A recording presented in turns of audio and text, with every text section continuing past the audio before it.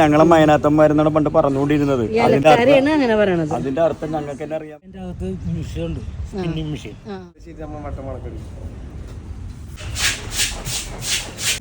ഞങ്ങൾ എൻ്റെ കെട്ടിയതിനുള്ളപ്പോൾ ഞങ്ങൾ പാലാസൂട്ടിലും എല്ലാ സ്ഥലത്തും പോയി തുണി എടുത്തിട്ട് വന്നിട്ട് താഴെന്ന് വീഴൂല.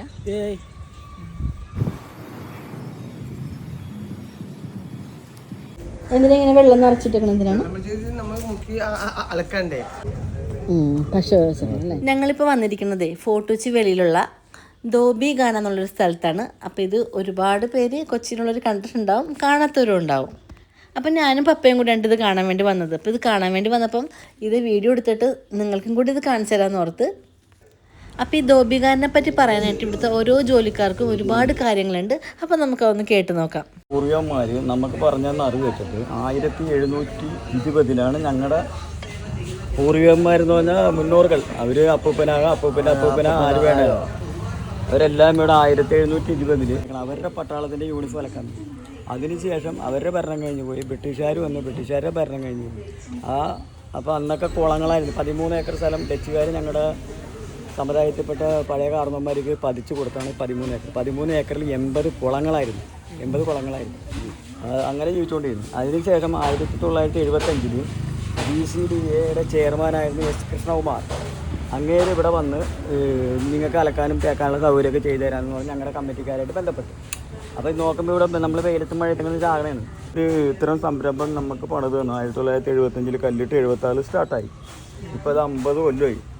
ഈ 50 കൊല്ലത്തിനിടക്കിടക്ക് നിറയെ മാറ്റങ്ങൾ വന്നു. മുമ്പൊക്കെ എന്ന് പറഞ്ഞാൽ നമ്മൾ കുളത്തിൽ അലക്കണ സമയത്ത് ഒരു ദിവസം അലക്കി കഴിയുന്ന തുണി അന്ന് തന്നെ നമുക്ക് ഡെലിവറി ചെയ്യാൻ പറ്റില്ല. അന്ന് ഇത് ടൂറിസ്റ്റ് മേഖല ആയിട്ടില്ല, എന്നാൽ ആവശ്യക്കാരില്ല. നമ്മൾ വീടുകളിൽ പോയി പെറുക്കി കൊണ്ടുവന്ന് അത് ഒരു ദിവസം മാർക്കിടും. അത് കഴിഞ്ഞിട്ട് അത് കാരമ്പക്ക് വെയിലത്തിട്ട് പുഴുങ്ങേണ്ടത് പുഴുങ്ങും. അങ്ങനെ ഒരാഴ്ച ചെയ്ത് അലക്കി റെഡിയാക്കി തിരിച്ചുകൊണ്ട് ഏൽപ്പിക്കാൻ. അങ്ങനെയാണ് പോയിക്കൊണ്ടിരുന്നത്. 75 ശേഷം ധോബിക്കാണ വന്നപ്പോൾ നമുക്ക് പണിയെടുക്കാൻ സൗകര്യങ്ങളായി.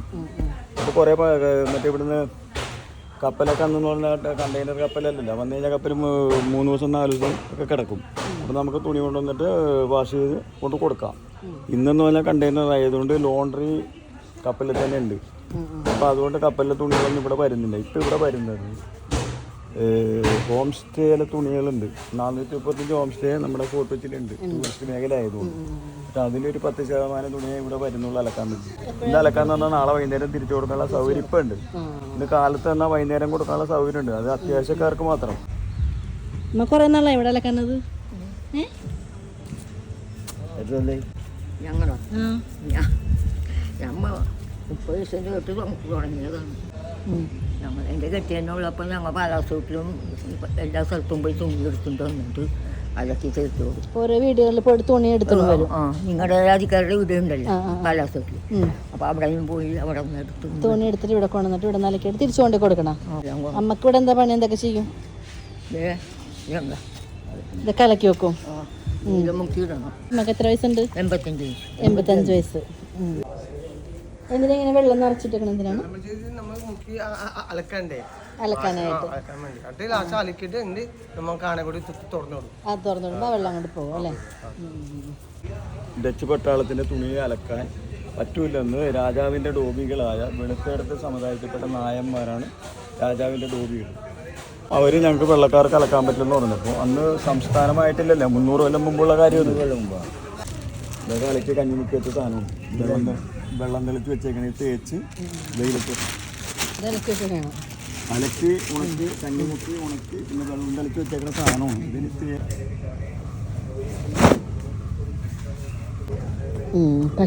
അല്ലേ?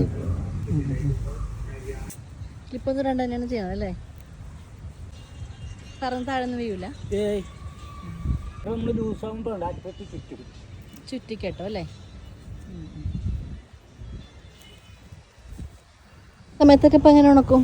മഴ സമയത്ത് അതിൻ്റെ അകത്ത് മെഷീനുണ്ട്, സ്പിന്നിങ് മെഷീൻ. എന്നിട്ട് അതിൻ്റെ അകത്ത് കറക്കിയിട്ട് നമ്മുടെ ഉള്ളിൽ അകത്ത് തന്നെ ഇടും അല്ലേ? കുറച്ച് നേരം കൊണ്ട് കുറേ കാര്യങ്ങൾ കണ്ട്. അപ്പോൾ നമ്മൾ കൊച്ചിയിലുള്ളവർ ഇതുവരെ ഇത് കണ്ടിട്ടില്ലെങ്കിൽ ഒരു പ്രാവശ്യങ്ങളൊന്ന് വന്ന് കാണണം. പിന്നെ നമ്മളെ കുട്ടികളായിട്ടും വന്ന് കാണിച്ചു കൊടുത്താൽ അവർക്കൊരു പുതിയൊരു എക്സ്പീരിയൻസ് തന്നെയായിരിക്കും ഉള്ളത്.